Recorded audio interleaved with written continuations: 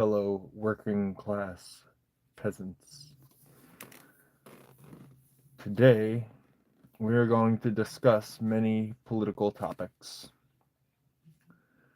I go by the name of Red Fox, as in Guy Fawkes, hence the mask. So, I will be your host for this evening. So, we will be mostly discussing political topics from a leftist point of view. So, the first topic of the day will be Elon Musk and Doge and his so called Department of Government Efficiency. So it seems as though Doge, uh, a lot of people on the right believe Doge is saving, cutting waste, government waste, and what it's really doing is Elon Musk is defunding or deregulating different agencies that would be responsible for regulating Elon Musk himself. So he's really not cutting waste, he's cutting programs that would regulate him so he can make more money. It's really pretty simple once you think about it. Um, why would a billionaire be doing anything that would benefit poor and working class people? It's not within the class war to do such a thing. They want more power and control for themselves, and the more power and control that they have, the less that we do. So anybody that thinks Elon Musk is going to give them a $5,000 check, I'm sorry to break it to you, but even the proposed plan is only going to go to the highest taxpayers, the ones that don't get a tax return. So if you normally get a tax return, you won't be getting that $5,000 because you aren't deemed worthy. This is all a way to keep the money funneling to the top. They don't want poor people to benefit from this. If they just want poor people to think that they will benefit from this. And by poor people, I mean working class people as well. I'm not talking just the people that are without homes. I am talking about everybody. Everybody that isn't in the 1%, isn't in the billionaire class, the corporations, the CEOs, and such. So that's who Elon Musk and Doge and Trump all benefit.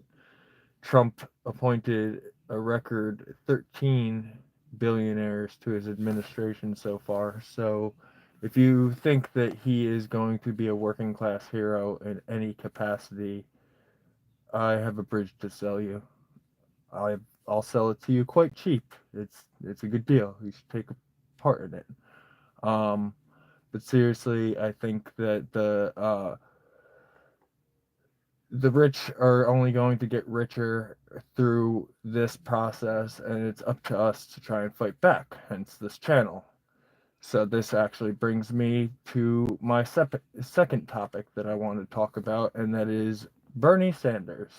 So, for those who haven't been paying attention, Bernie Sanders has been holding political rallies, and I forget where the last one was, but there was such a large crowd that there was an overflow uh, assembly as well.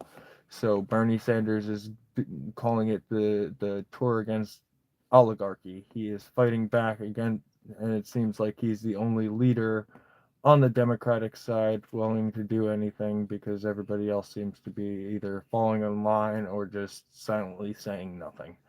So I think it's good that somebody's actually out there. I've also seen the massive amounts of protests that are popping up all over state capitals all around the country. I like seeing this. This is something that I believe We need to really have strong class consciousness and solidarity among the poor and working class, or else they are going to continue to dominate us. They keep us divided using culture war topics to try and get us to kick down instead of punching up at them. They want people to kick down at the marginalized groups, whether it be BIPOC people, whether it be LGBTQIA plus people, whether it be immigrants, whether it be addicts, whether it be people without homes. They want you to kick down instead of punching up at them. And that's what this is all about. This is what this has always been about. This is why tyranny continues. Sic semper tyrannis, thus always to tyrants. This is how they manipulate us, and this is why things like what I am doing right now are necessary. Thank you for your viewership. I see that I have approximately 4 viewers now. This is my first live stream. For those who are just tuning in now, I am your host. My name is Red Fox, as in Guy Fawkes, like Fawks. So, I will be your host for this evening, and this is my channel, Blaze of Glory, because we might as well go out in a blaze of glory if that's the way that they're going to do things. So, we must fight back against the tyranny of the oligarchy. The billionaires wish us harm, and their massive amounts of government cuts are only going to cut programs that are meant to benefit us all. We're going to lose in this equation. There's no ifs, ands, or buts about that, and we're already starting to see the signs. So, if anybody has any sort of questions, you can feel free to ask anything in the live chat. I would be very happy to discuss anything with you. I am very appreciative for you tuning in to my first live stream. I'm hoping that this is something that I can regularly do. I put in hard work into building this channel so that way I had an outlet to talk about different issues that I feel like either aren't getting discussed or could be discussed on either a local, state, or countrywide level, depending on where we're, you know, doing the news. So if there's any topics that anybody wants to discuss, I would be more than happy. I'm thinking that this stream is going to go anywhere from a half hour to an hour, depending on how much stuff I have to talk about and how long everybody stays tuned. So, like I said, I appreciate everybody. We can't let the billionaires win. They want us to submit in advance, and as I said in my previous video, we cannot submit in advance. We cannot just take this lying down. I know it's easy to just give up. I know it is easy. Thank you. Kylie Kennez says, I stand with you, Red. Thank you. This is the beginning of the revolution. We are the resistance, and we need to fight back against this tyranny because we only have ourselves. We need organized masses. We need systems of mutual aid. We need. So, how do we best organize around Bernie Sanders? So, what I would recommend is to either follow his YouTube channel or follow him on social media. He has a lot of great ideas that help to try and fight back. Also, I think we could organize around a lot of these protests that are going on. We're getting I don't know if you've seen it, that you could probably look up in your local municipalities if anybody is doing a protest, and if not, why not start your own? We are all we have when it comes to, if they really start to take over and have a class war, we're going to have a secondary form of government to kind of fill in the cracks for those people that will get left behind. It's going to be, because now the government only serves the rich. I mean, it kind of always has, but it now more than ever is completely centered around the billionaire class. So we need to kind of through systems of mutual aid, whether it be food pantries, volunteer work, any sort of volunteer work, or if like say you are doing well and you know that your neighbor isn't, and you could help them out for a little bit until they get back on their feet, and then they're able to pay you back at whatever arrangement you do. It's really about taking care of each other and making sure that we're all good, because there are going to be, unfortunately, many people that are let to fall through the system. People, whether it be addicted or with mental health or disabilities. There's going to be a lot of people that are going to get trampled by this, and we have to do our best to try and cushion the blow so that way whatever comes next after Trump, we have some hope of at least kind of trying to fight back and kind of trying to build something anew. So that's really where we need to go from here. It's just building, like I said, a secondary, like almost a safety net, a social safety net for people, because it's apparent that our government no longer serves we the people. And until we are able to fully fight a revolution to overthrow the current oligarchy, we are all we have. So it's us versus them, and we might as well make sure that we pad ourselves for the fall, because we know it's coming. Whether Trump's tariffs or what tank the economy or whatever, whether it be um, outside invasion, because he is talking reckless to a lot of our allies, and he's allying himself with dictators like Putin and Netanyahu, who have already proven that they don't mind using war to get what they want. So, um, whether it be a world war or what, we really need to continue to try and pad the fall for ourselves, for everybody around us as well. Make sure that you stock up on supplies, non-perishable food items that can be stored for a long time. If you are able to get a gun license, join a local gun club. It doesn't necessarily have to be NRA.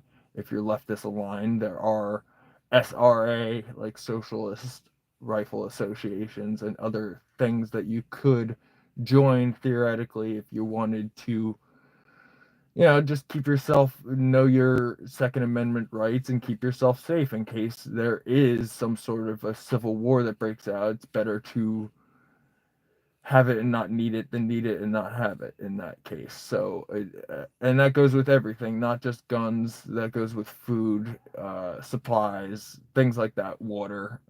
Because like if like the power shuts off, having a generator, things like that, if you can afford it, are definitely things. And also, if you can afford it and you are able to help out people when things hit the fan, try to make sure that you have a plan with your neighbors. Okay, well, if this happens, well, I'm taking care of this, you take care of that. So that way there's no need for people to loot each other, because everybody's good. So that really is where you end up kind of trying to make sure that you are padded for any sort of eventuality that could be impactful or negative. So you really want to make sure that you and people around you, especially people that are already vulnerable, whether they're in marginalized groups or whatever, you want to make sure that people are good. So, because this is unprecedented, scary times. Like we haven't seen something like this in America before, like this unfettered power. It's kind of been building in the background. It's kind of gone on for the past 50 years, but now it's really, they're just showing their face, and they're doing open Nazi salutes in public. So it's getting a little scary, and I don't blame anybody that's terrified or looking for some way to try and resist. So we are the resistance. If you're watching this, we are the resistance now. So we really need to, even if it's just the me and the two people that are watching it right now, or people that are watching this later, we need to have each other's backs. That's really what it's about, is trying to make sure that they can't divide and conquer, because that's really what all this trying to focus on the culture war, trying to get people to kick down at different marginalized groups is about, is to try to separate us so that we're easier to conquer. They want to be able to beat us into submission, and if we show that we're together, because they're all together, all the rich people, that if you think that they don't have class consciousness, you're wrong. Like, look at it. Look at Musk and Trump. They're both billionaires, and they're helping each other to get richer. So why can't we do that, but for the poor and working class? Why can't we push for the policies that we tried to push for with Bernie Sanders, but for ourselves? Like, why can't we do that? It doesn't make sense why we allow these billionaires and corporations to bully us when we're, let's face it, the government are our public servants. We elect them. They're not our bosses. So why do we treat them like they're gods? Especially the president. The president isn't our king. He's our worker. He literally is supposed to represent us. And if he's doing things that don't represent us and only represent a slim majority of, or slim minority of billionaires, the 1%, the top 1% of the economic structure, then that's not fair representation. And this country was founded on no taxation without representation. So, like, I don't know, like, you could fill in the blanks from there, but you know what I mean? Like, it, unless something gives soon, it seems like things are gonna continue to get worse. I feel like Trump's policies are Reaganomics on speed. You know, it's amped up Reaganomics. They're like going full tilt and trying to get as much done, and that's why he's doing this shock and awe with the executive orders. He wants to try and keep everybody, like, the cycle of news over and over and over and over and over again. It's like he's hitting you with 10 things so that way you're as distracted and not able to focus on one thing, or not able to organize, or you feel hopeless. They want us to give up. They want us to submit in advance, and we can't do that. We need to be vigilant. We need to be strong. We need to be active. We need to do things like this. Even this channel, even if it's just small, like, even if you could just go volunteer in your local community, or even going to your local community meetings, whatever it is, volunteer, try and help people. Like, small acts build up if enough of us start doing it. We get to decide what the cultural norm is, not what they try to push on us with propaganda. They want, the rich people push this divide and conquer so that way we're distracted. But if we push back and we organize and we keep each other in check and we try to spread class consciousness as much as we possibly can, then they're going to have a harder time splitting us up. Yes, they'll probably spend more and more money on propaganda and get more fascistic, but that's what the resistance is. They can't have their movement without a resistance, because what they're doing is inherently wrong, and they know that, which is why they're going so iron-fisted with it. They know that people aren't going to like what they're going to do. That they got in on false pretenses. They sat there and lied and said, "Oh, we're going to bring down the egg prices. We're going to do this, we're going to do that. And none of it was true. They just wanted to do whatever was best for the billionaire class. So that's what they're doing. And it's not going to fix anything for anybody that's poor or working class. And let's face it, when it came to the vote count, 90 million Americans sat out this election. So he didn't even, if you count the 74 million votes that Kamala Harris got, that's almost half, over 2/3 of the country that didn't vote for Donald Trump. So don't let him sit there and say that this is a mandate, that he got the popular vote. And yes, he may have got more votes than Kamala Harris, but he didn't get a landslide victory like he says. It was a very close race, and it could have gone either way. So, either way, it's not a mandate like he says. His ideas aren't popular. It's just what money wanted. It's who was able to put the most money into their campaign. And it was obviously Donald Trump and Elon. Elon loaned Donald Trump a massive amount of money so that way he could be king in this administration and go and gut everything that's going to regulate him. So it's obvious what they're doing. They are not trying to hide it anymore. It's in your face. So it's almost like they're playing chicken and daring us, okay, well, we're doing this, so what are you going to do about it? So we got to do something about it, whether it be protest, whether it be any sort of community building.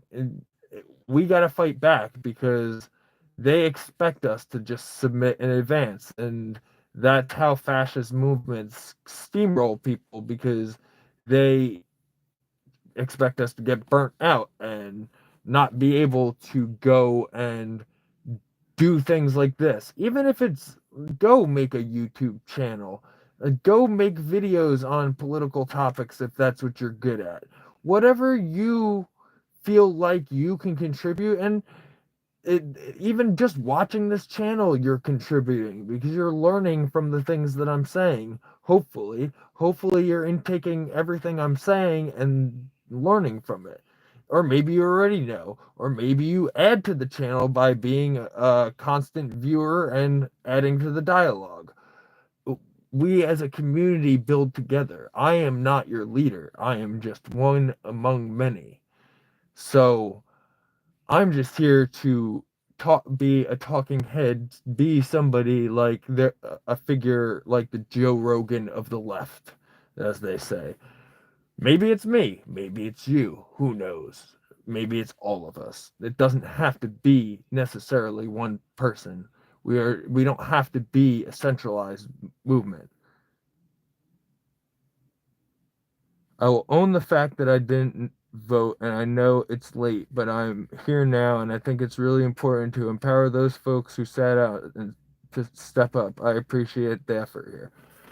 Okay, so my view on non-voters as far as this past election is actually probably going to shock you. I understand a lot of people sat out because of the genocide in Palestine, and I kind of sympathize with that because there was no anti-genocide candidate in this election, unfortunately. Even Kamala Harris was going to do the business as usual of Joe Biden. But I feel like it would have been harm reduction compared to Trump, who's completely friends with Putin and has kind of just said, oh, okay, well, we're going to go and take Gaza now. So, like, I understand that it was basically a lose-lose situation. So for a lot of people to not want to vote, it's not like there was no working class candidate that, like Kamala Harris is a millionaire, Trump's a billionaire. So there was nobody that represented us. So I understand a lot of people that didn't vote. Now, for the next election, we have to make sure that we get somebody that represents us, because Trump can't run again unless he does some sort of dictator magic and stays in office, and that at that point we have bigger problems, and we'll talk about that at a different time, you know. But the point being that we need to endure now, so that way if we are able to rally around somebody in 2028, that it's around somebody that's working class or represents us. Because fun fact, only 9 out of 47 presidents haven't been millionaires. So only 9 out of 47. That's kind of pitiful if you think about it. So like, we really need to do better than that. Let's maybe get number 10 in on 2028. Maybe it'll be me. Maybe it'll be you. So also, that's another thing. Run for local or state office if you can. The less power that these people have, because now they're in. Now Trump's in. So Republicans aren't going to be running to fill these seats as much, because he won pretty big in the 2024 election. That's true. A lot of Republicans won, but it doesn't have to stay that way. And especially now that resistance is starting to mount, you could be one of those people to run for office. And if you need help on that, that's something that this channel will be discussing in the future. I want to make a video about specifically how to run for office, or the ins and outs of either local office or state office, because I feel like these are things that people don't really pay attention to, and that's forms of power. That's the whole point, is trying to take back power for the working class, because that's what they're trying to take from us. They've been taking power from the working class ever since FDR got out of office. So uh, I guess the last decent Republican president was Eisenhower. The last time like that we had decent tax rates, and then Nixon and uh, Reagan came along and just deregulated everything. So I think that this is gonna, unfortunately, we're going to feel the effects of the Trump administration for years after he's gone, kind of like we did with Reagan. But it doesn't mean that it has to be the end all be all. I feel like this is the last gasp of the oligarchs, because they know that like the boomer generation is starting to get old, and they're going to start dying off. So they have to try and propagandize the young to try and go with their plan. And a lot of us are woke. So they don't, they, you know what I mean? They're afraid of us because we're not as easy to manipulate as our parents' generation, because look, we're doing things like this, we wouldn't be here if it wasn't for that.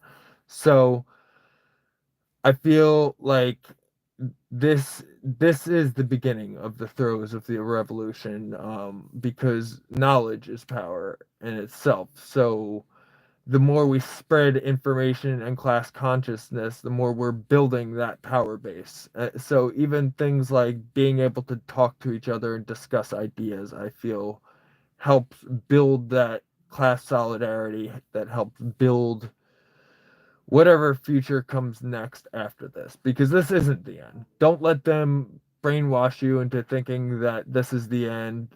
I don't want any doomer stuff here. We are about hope on this channel. I understand, yes, things suck. And that's just the reality of things. But it's not the end. The only time it is the end is once this light goes out. Once the light within us goes out, that's when the end comes. And that won't be today. You know what I mean? We need to keep that fire burning within us. And as long as our lungs draw breath, as long as our hearts pump blood, the revolution is going, because the revolution is within us. It's born within us, because we were born into whatever economic class that we're in. And you, statistically speaking, have about a 13% chance of transitioning from the economic class that you were born into to another one. So you have about a 13% chance of going from poor to rich. And so the chances aren't really good. There aren't that many people who actually successfully do it. So the whole American dream that you can make it if you work hard enough and pull yourself up by your bootstraps, a lot of people forget that the whole bootstraps thing is because it's literally impossible to pull yourself by your bootstraps, because you would have to like pull yourself off the ground with your feet. So it's not like George Carlin said, they call it the American dream because you have to be asleep to believe it. So Trump is the rep of the shadow aspect of America, but the universe must eventually balance, and we are now empowered by the energy to rise and fight. I believe that Trump represents negative energy because the oligarchy is negative. It's inherently fascist. They are the bad guys. You can't slice it any other way. They're basically Nazis. You saw what Elon Musk did at the inauguration. He did it to Zig Heils. Like, you can't sit there and tell me that they're not Nazis when they're literally doing Nazi salutes in our face. Like, come on. Like, let's not play here. Let's not let them play in our faces and gaslight us. They're Nazis. Call them what they are. They are Nazis. So we have to treat them like what they are. They are bad energy because it's bad being a Nazi, and you can't. The paradox of tolerance is fake. That breaks down when you realize that they are literally trying to break down society. You can't be tolerant of the intolerant because they will destroy society. They don't care about anybody's rights but themselves. They want to prioritize only straight, white, rich men. That's it. If you are not one of those categories, or you have to be all of them technically, because look at Trump and Elon. Straight, white, rich men. And if you aren't those things, then you're done. You're done. I'm trying not to curse on this channel as much as I possibly can because I don't know what the YouTube algorithm is, and I would eventually like this to get monetized. I know it's going to be harder to do considering that it's leftist content and it's anti-corporate. So yeah, anti-corporate on the corporation of YouTube. Let's see.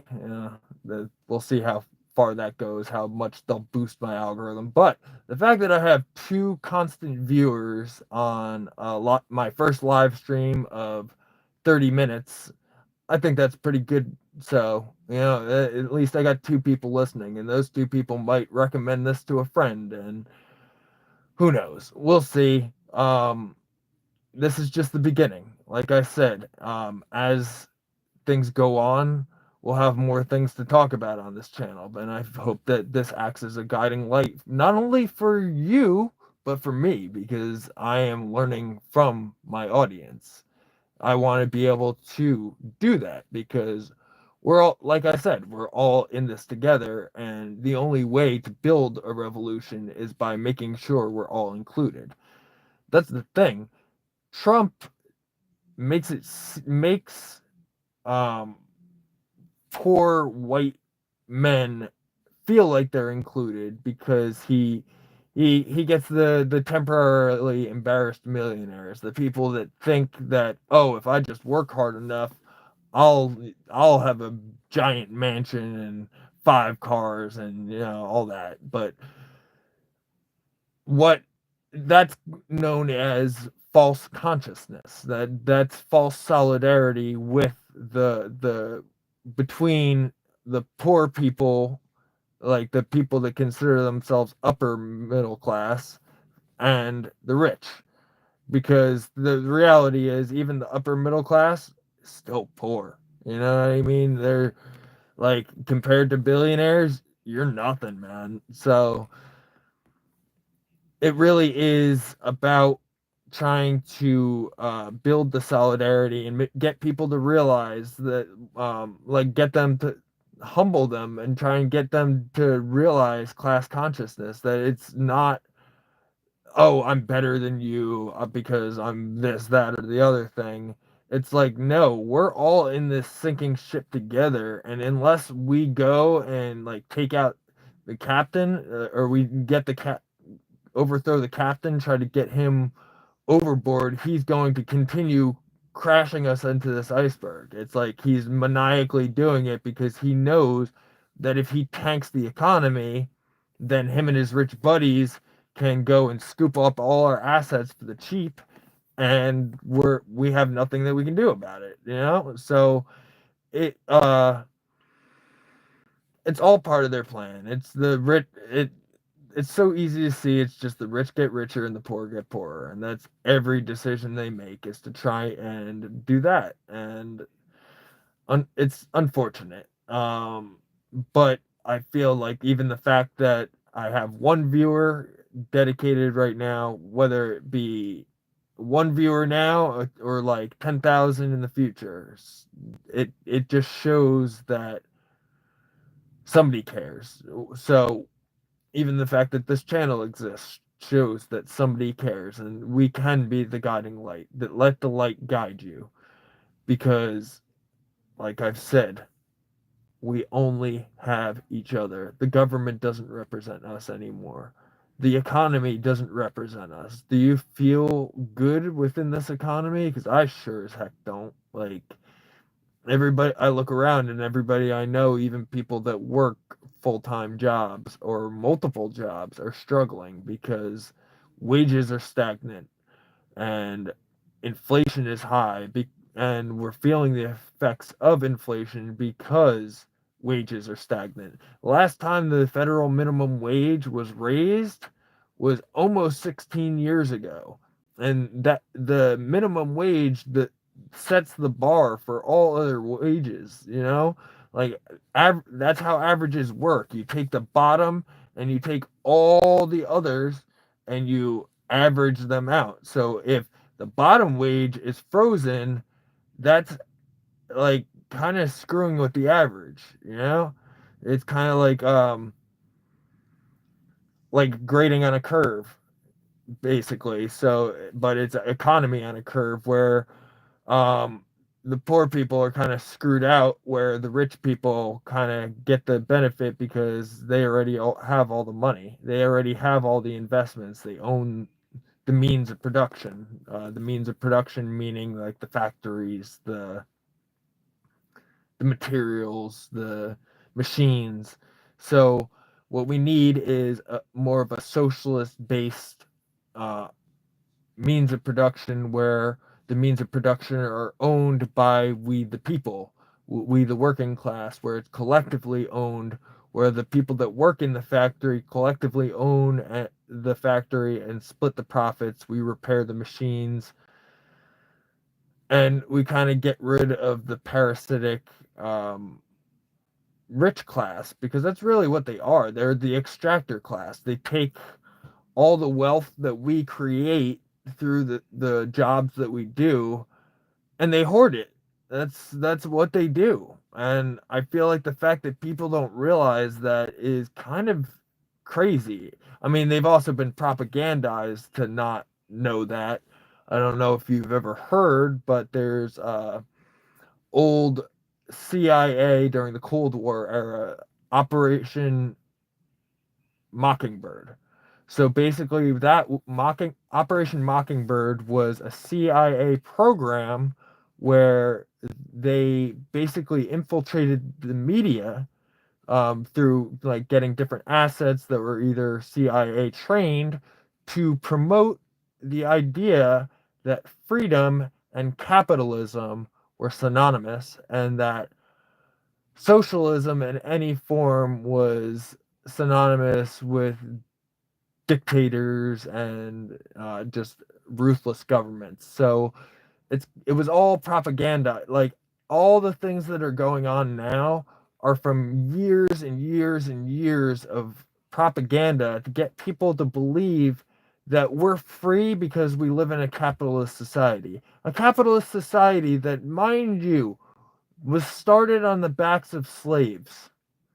So, how is that free? How is any of that free?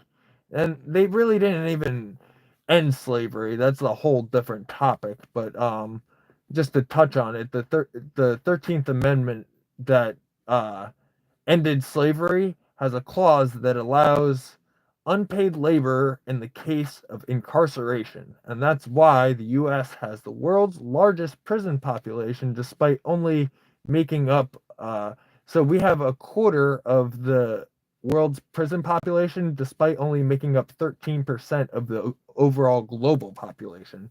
So we have a higher prison population than we do a global population. How crazy is that? So, and that's also because of rich people, because it's for profit. It's for profit prisons. So they're literally profiting off of slavery. So they didn't really end slavery, they just legalized it. They went from uh, plantation owner to prison owner. They went from uh, overseer, like plantation overseer, to officer. They went from slave to prisoner. So they did it because that way they know that, oh, if somebody's a criminal, you're not going to really have empathy for them or advocate for them because they're a criminal. They're bad for society because that's what criminals are.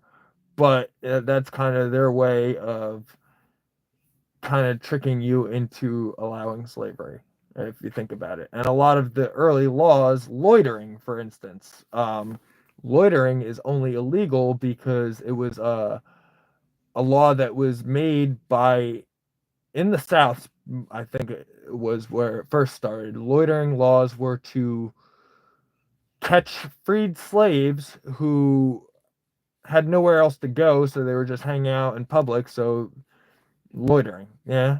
So they made loitering illegal to catch freed slaves. So, and then imprison them so that way they're slaves again. So a lot of, if you think about it, even like the war on drugs, a lot of that was targeted towards the black community. So, you know, they used that to go after the Panthers, to go after the Nixon used it to go after the anti-war movement. So a lot of the things that we're seeing now are things that have been done in the past, and it's important to recognize that because that gives us tools on how to fight back against it and how things that were effective in the past and workshop it and modernize it to fit our modern agenda so that way we can survive. Because let's face it, things are scary. You wouldn't be tuning into this channel if they weren't. I wouldn't be making this channel if they weren't. So, but through the knowledge that we're sharing with each other, this is how we survive. And hopefully that these videos end up being a roadmap or a guide to a better future. Because like I've said, what I want to echo the sentiment of this channel is we're in this together. This is all for one and one for all. Like we can't afford to let them divide and conquer us because that's how they got to this in the first place. We've been trying since the beginning of the Bernie Sanders. So since 2016, nearly a decade, and they've been uh, doing this, and it's been over a decade. Like it's been going on since the 50s, this or the 70s, I think. Yeah, it started with Nixon, the 70s. So the 70s is really when this shift back towards the oligarchy, towards the rich, started happening. Because before that, the New Deal economics, because Hoover was a Republican. He destroyed the economy, ironically, with really bad economic legislation, kind of like Trump's doing.